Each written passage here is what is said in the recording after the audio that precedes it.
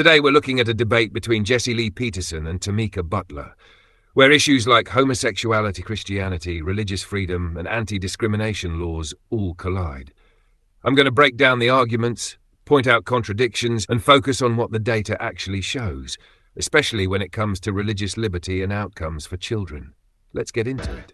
Welcome to the Fallen State. I'm Jessie Lee Peterson. Thank you so much for being with me. America is divided over same-sex marriage and transgender laws. My guest today is Tamika Butler, co-chair of the National Center for Lesbian Rights. She received her JD from Stanford Law School in 2009. Thank you so much for being with me. Thanks for having me. So you're a lawyer? I'm a lawyer by training, but I no longer practice law. Oh yeah? Why is that? It wasn't for me. Really? Yeah, I practiced employment law at a legal aid office, and I focused on race discrimination, gender discrimination, and LGBT discrimination. And I had great clients. The work was really important, but I didn't like being a litigator. Are you a Christian? Yes, I was raised in a black family. My grandmother, every time I talk to her, tells me how she's praying for me. So she's praying that you overcome that? No, she's just praying that I'm safe out here. She thinks LA can be a little crazy. But she's probably was easier to accept than even my parents. Oh, really? Your grandmother? Mm-hmm. How does God feel about homosexuality? He created me. And if he didn't want me to be this way, then I imagine he wouldn't have created me this way. I agree that God created us. Do you believe that God created homosexuality, the spirit, the sin of homosexuality, or did some type of trauma happen to bring that on? I can't speak for everyone, but in my life there was no trauma that brought it on. I was raised by both of my parents. My dad was in the military. I traveled the world. I had two parents who loved me, who were always there for me, who coached my teams, who always showed up at school. I was a great student. Obviously, I got into Stanford Law School, and I think he created me to be a strong black queer woman, and I don't know that I believe it's a sin. There's men and women who are overcoming homosexuality every day. What do you say to those people? Everyone leads their own journey. If someone believes that it's something for them to overcome, then that's their opinion. I personally don't feel that way. And I think, in fact, there are many people who are much happier when they just accept who they are. Do you believe that most human beings are in a fallen state? What do you mean? Meaning that they have fallen away from God. And in that fallen state, they are unconscious. They don't have the awareness of God, so wrong seem right and right seem wrong to them. So do I believe most humans are in a fallen state? Yeah. I don't know that I believe that most humans. I think there are people who are Christian, and I think those people might self-identify that way, but I don't know that I think everyone is that way. When did you know that you were a lesbian? Pretty early on.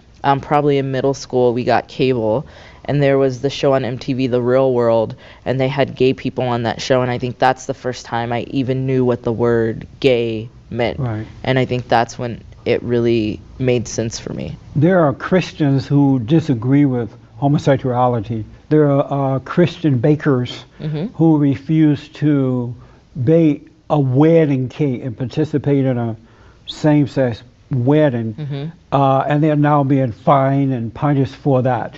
Should a Christian private business be forced to participate in a so-called same-sex wedding? We can all agree that anybody who's being discriminated against the law is wrong. And but if you have a private business, if you wake up one day and you decide, I'm going to start my own business. I'm going to use my money, my energy, my time. Should you have the right to discriminate against whomever you want to? Because it might not be good for you financially, but you do have a right who you can serve. Going back to my grandmother who grew up, in South Carolina at the height of racism, there were private businesses who told her she could not sit at the lunch counter. There were private businesses who told her she could not drink from their water fountains.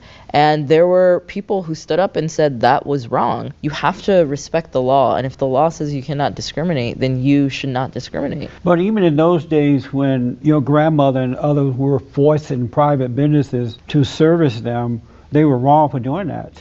because no one has a right to impose upon a private business. So even back then, I thought that that was wrong. And I grew up under the Jim Crow laws. I remember the colors only signs, but I've always thought that if I own a business, I have a right to service who I want, and no government or anyone else should be able to tell me who to service. And so I guess that's one of those issues where we just fundamentally disagree. Like I think. Let me ask you this: is it right to do that for a group of people to force you, with your own private business, to service them if you don't want to? I think it's right once we as a country say there is a law. I think it is right for people to respect that law, and often that means you cannot discriminate against other people. One major issue here is whether conservative Christian business owners should be forced to provide services that violate their religious beliefs. Historically and legally, private businesses have been allowed to refuse service for reasons unrelated to immutable characteristics like race. Religion is explicitly protected under the First Amendment, and compelling speech or participation, like forcing someone to celebrate a same-sex wedding, is fundamentally different from basic public accommodation. The real danger is precedent. If the state can force Christians to violate their conscience today, it can force any belief system tomorrow. Freedom of religion doesn't mean freedom until it offends progressive sensibilities. What I don't understand about and it's mostly radical LGBT people, they are going around the country and they are looking for Christian businesses and organizations to impose themselves upon. What is wrong with them that they think they have a right to do that and the Christians don't have a right to fight back? Why? I don't see them doing it to Muslims or Jewish businesses. What is wrong with them that they think they have a right to impose upon Christians? Well, for me, I think it's a hard question to answer because I don't think it's a good question. I think the premise just I don't know that I agree with it. I don't know what a radical LGBT person is. You have cases, and cases come from real life incidents, and I think that more times than you have so-called radical folks, I think you actually have folks like my wife and I who just say, I want a really good cake. I like dessert. And I heard from my friends that this place has good cake. And so you go to that place and you don't expect to be discriminated against. You don't expect to be violated. I don't agree with that. When you go in there and you say, I want a gay cake, a homosexual cake. What is homosexual cake? Because it's for a homosexual couple, right? If you and I eat the same cake, my cake isn't homosexual because I'm gay.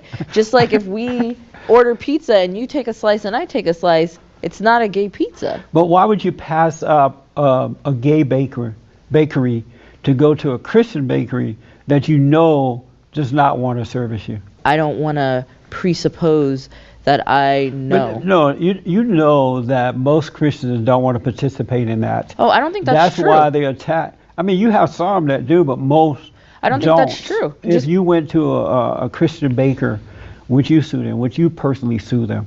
I don't know. I'd probably talk to my wife, and we'd probably make that decision together. And I think it would depend on what we experienced. But you know your own heart. Would you want to sue them? I was raised by strong black women who taught me that I only got where I was because other people stood up and said when things were wrong. And so I think that the reason I was a civil rights lawyer, I think the reason I do civil rights work is because I was raised to believe that you have to speak up when people do things that aren't right. So you would sue them? I would speak up. But would you sue? Like I said, if it was me and my wife, I would talk to my wife. When you say wife and you being a woman, that doesn't sound, I mean, I understand that you like that and you accept it, but it doesn't sound strange to you to say me and my wife and you are a female?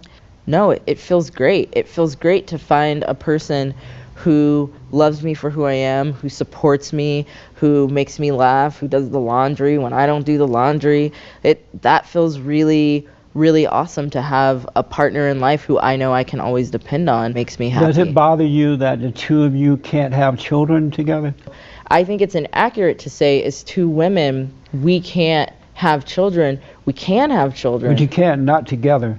You But can't get but in again, bed my with- heterosexual friends can't have I children know, but together that's an either. abnormal situation. Normally, a man and a woman can have a baby, but due to some type of defect, you do find cases where a woman might not be able to have children, have a baby, or a man can't make it. But there's no way that you and another woman can get in bed and make a baby. Do you ever wonder, well, if God made me a homosexual and he intended for me to be with another woman, knowing that I would want a family, why did he make it possible for me to lay down with another woman and make a baby? Have you ever thought about that? I believe God has created all of us. So if God created the people who figured out how to help my heterosexual friends who very much want children, and the fact that he created a way for them to do that, that we as a world, as a people, have figured out how to operate in those situations, that leads me to believe that it is possible. So it doesn't feel weird, and you can ask me 4 different ways, but I'm never going to think it's weird because it's who I am. There's also a glaring contradiction that never gets resolved. Tamika Butler openly identifies as a lesbian while also claiming a Christian identity, yet the Bible is very explicit on sexual ethics, Old Testament and New Testament. Redefining sin as merely being unkind ignores centuries of Christian doctrine. You can reject Christianity, reinterpret it, or walk away from it, but you can't honestly claim orthodoxy while dismissing core teachings. That's not oppression, that's basic theological consistency. Faith isn't a self-customization project. Do you believe that children need the influence of a father and a mother? I think children need the influence of people who love them and care about them. How about a father and a mother? Do you believe that they need that influence of a father and a mother? I have had too many friends who have been raised by single parents. One, as a military kid, where I have had friends and I have had people in my community whose parents have died serving our country. I have had too many people who I know and who I respect and who I love who have been raised by single parents, dads or moms, to believe that it is impossible to raise a brilliant, loving, mature child. Give me a yes or no to the question. Do you believe that the children, boys and girls, need the influence of their father and mother? I just answered your question. I'm sorry if you didn't understand that. I missed it. I'm black and slow. So do they need the influence of a father and a mother? I think it is my belief that children need the influence of people who love them, care about them, Is that and a no them. to my question? I'm sorry I answered your question. As a Christian, do you believe in sin? I do believe in sin, yeah. And what is sin? For me, the easiest way to explain it, especially for non-Christians, is I try to lead a life where I don't treat people differently than I want to be treated. So, what is sin? I'm sorry that we're missing each other, but I feel like I answered that question. To treat people the way you like to be treated? I feel like the cardinal sin is not treating other people well. So when radical homosexuals impose on Christians who don't want to participate in their lifestyle, is that a sin? I don't know what a radical homosexual is. The ones who are trying to get the laws changed. For example, there's an Oregon couple fined $135,000. Colorado's Supreme Court refused to hear another baker's appeal. So I want to know from you, should the court have the power to force bakers to make same-sex wedding cakes? And is that a sin to force them to do it? So I think that the court has the power to enforce the law, and I think the Colorado court deciding not to hear the case was a victory for equality and a victory for anyone who doesn't believe in discrimination. So let's go back to sin. What is sin? Tell me again, what is sin? Is there any other sin besides treating each other the way we would like to be treated? I mean, what do you think? I say yeah, a whole bunch of more. Like what? 2 men or 2 women acting as though there's a man and a woman.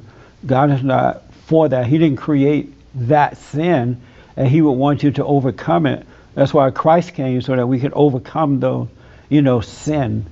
But I don't know all gay people, but I feel like it's not about pretending like one of you is a man and one of you is a woman. It's just being who you are and being open to love and being loved. So as a Christian, you don't know what sin is? That's the only sin that you know, is to treat each other differently than you would like to be treated? No, Are there any other sins? I didn't say that was the only sin. Give me the example of some more. What I said in response to your question is it a sin to force people to bake a cake that they don't want to bake because of their religion? My response to that question was that I think that what courts are supposed to do, understanding the legal system, courts are supposed to, I know, but let's go back to sin. As a Christian, give me other examples, a couple other examples of sin. I'm not sure. You're not sure what sin is? I'm not sure. Transgender people are now in the mix.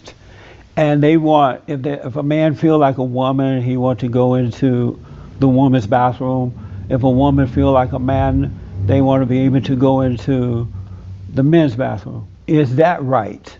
Should that be allowed? So I think a couple thoughts about what you said.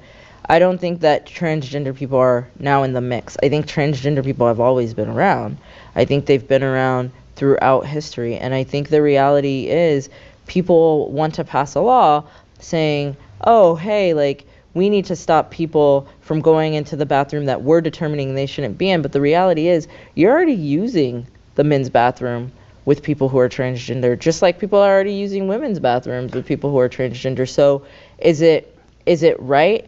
I think that people should be able to use the bathroom that they want to use. So you're saying, yes, if a man decides that he feels like a woman, he's at a football game, had a couple beers, and he said, you know what, I'm going into the ladies' bathroom. I feel like a woman right now.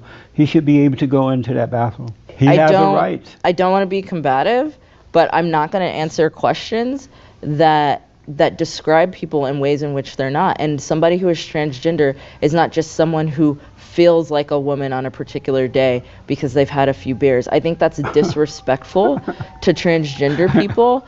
And so I'm not going to describe people in a way that is not accurate because I wouldn't want people to describe me. So let's say that you have men who feel like women and they're dressing in women's clothing. They have identified as a transgender, full-fledged person. Should they be allowed to go into the bathroom of choice?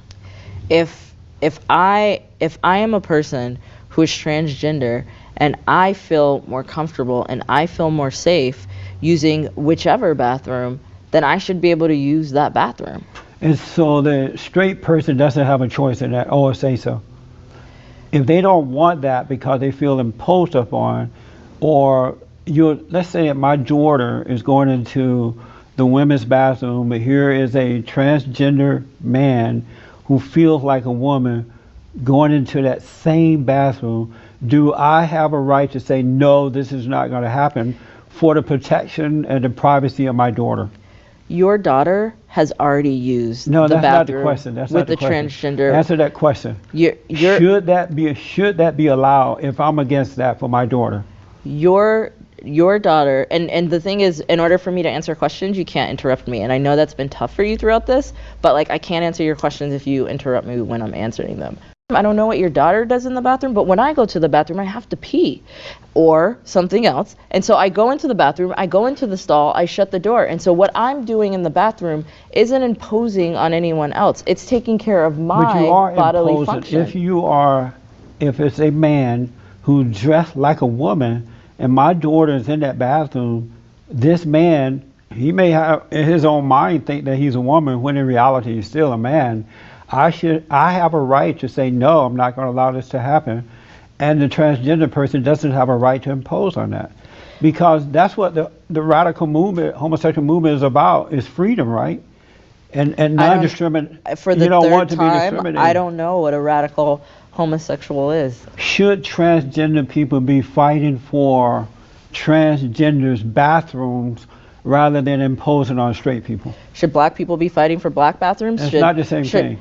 But it's a put down to associate being black with homosexuality. Well, it's a disgrace to black people who have died, black and whites who fought for the freedom of black Americans based on skin color. It's a put down to do that. One of the great African American, one of my great role models, Audre Lorde, said something to the impact of, there's no such thing as single issue struggles. because we're not single issue people. It's not a sin to be black, but it is a sin to be In a your homosexual opinion. because you can In your overcome opinion. homosexuality, In your but you opinion. cannot overcome being black. Just ask Michael Jackson. He never was able to overcome. Now let's talk data, because feelings don't raise children. Decades of sociological research consistently show that children raised by their married biological mother and father experience better outcomes on average, lower rates of incarceration, substance abuse, depression, and school dropout. This isn't about demonizing anyone, it's about acknowledging statistical reality. Even left-leaning researchers like Sarah McClanahan documented the disadvantages associated with non-traditional family structures. Policy should be shaped by outcomes, not ideology. When we normalize unstable family models, children, not adults, pay the price. I think that I don't think that most people are actually trying to overcome their homosexuality. And I think if we're actually looking at what these laws do, they are about so much more than bathrooms. It's about denying people public access. It's about jobs. It's about employment discrimination. It's about None of so that much. is true. It is true. What it is, in reality, homosexual people, especially the radical ones, are not comfortable with being homosexuals, and they don't want anything or anybody around them to remind them that they're wrong. And so that's why they're trying to impose themselves on Christian bakers and same bathroom, because they can't handle being wrong. Are you homosexual? No, but all sin create conflict. But hold on. But if you're not homosexual, then you can't speak for a group of people. I know what sin does for you. It creates conflict. But you can't. I feel great being gay. No, you don't. Yeah, I feel fantastic. You really don't. I feel fantastic.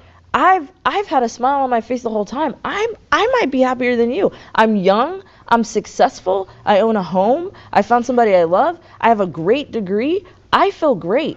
I've in no way.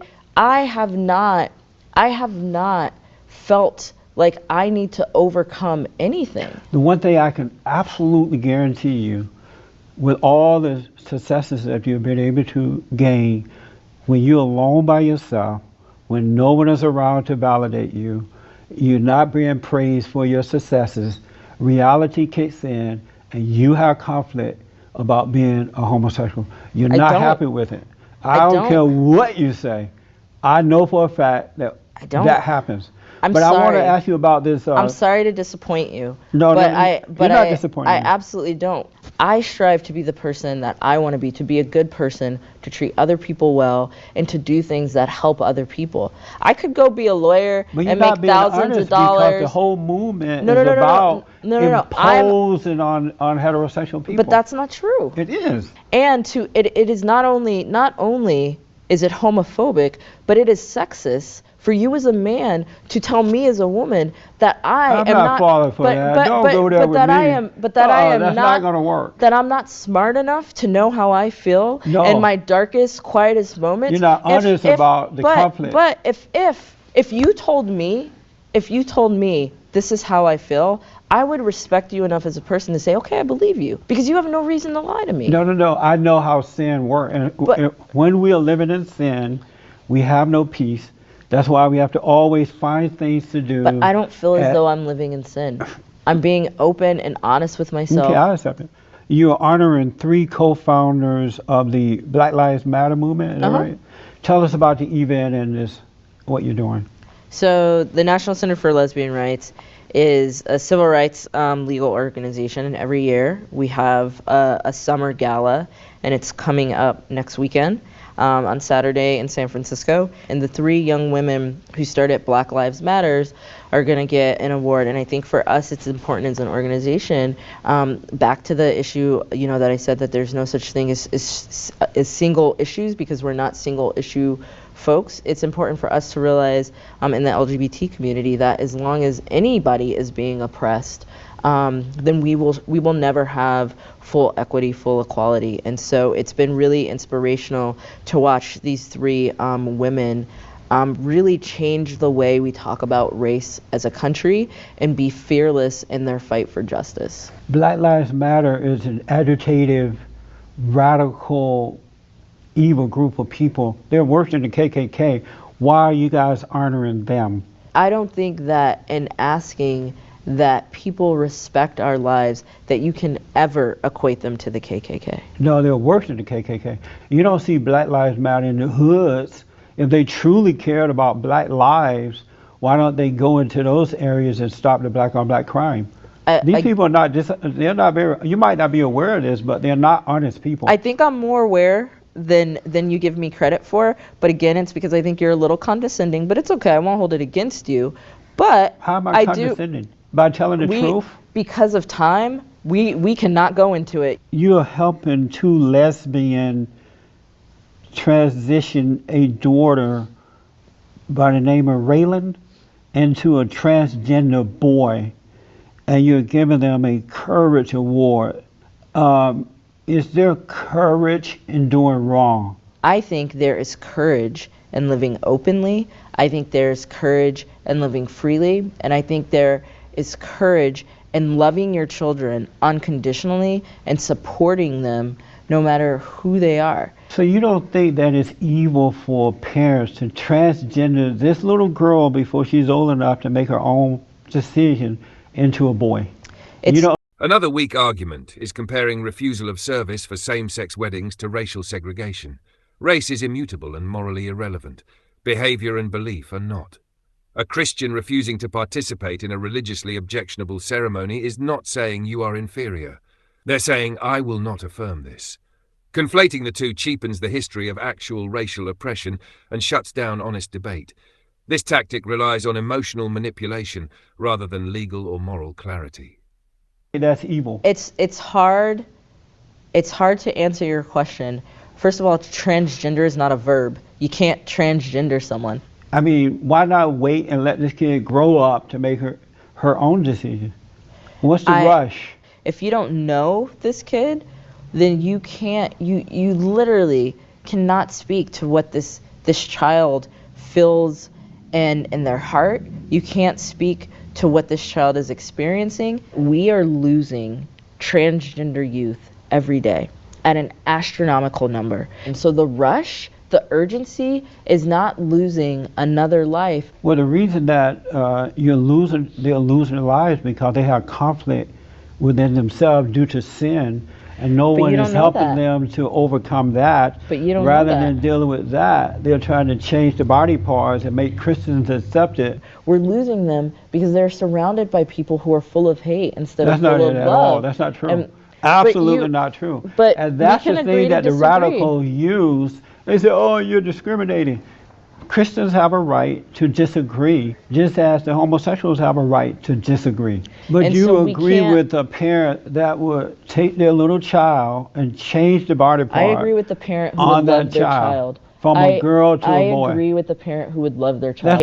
So if I had a bakery and I said men are not allowed to come to work dressed in drag, and if you do, you get fired, and some guy or woman tests that, I, as a Christian bakery, have a right to fire them, right? Where your example is different is that is discrimination. Kurt Schilling was not discriminated against. He was not treated differently because of his participation in a protected class, which is the law. I remember I'm an employment lawyer. So he was not in a protected class, and he was not treated differently for his role in that protected class. That is different than treating someone... So if I had a business and my policy is that you can't come to work dressed in drag, no matter whom you are, you dress in drag, you're out of here, would I be right in firing the drag queen? Kurt Schilling was not in a protected class, and also they did not treat him differently. They treated him the same way they treated everyone. That is a shame.